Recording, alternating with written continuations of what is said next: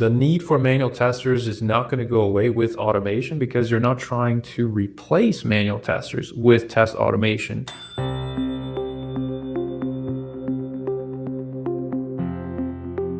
Absolutely essential, because think about the process of automating a test. You're not just, out of the blue starting to write code or starting to automate whatever way you choose to automate.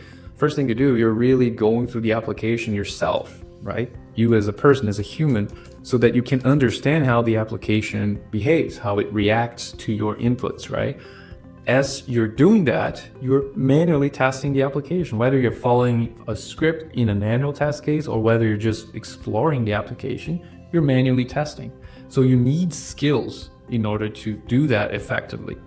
Then once you are clear on how the application works and behaves, then you're going to actually automate those steps that you just went through in the application. And then for that, you can choose to use low-code tools to automate. You can choose record and playback tools or coded tools, right? Write actual test code or a combination of those.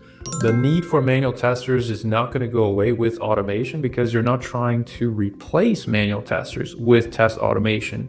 You're just trying to bring speed into your testing cycle by automating the execution of those tests.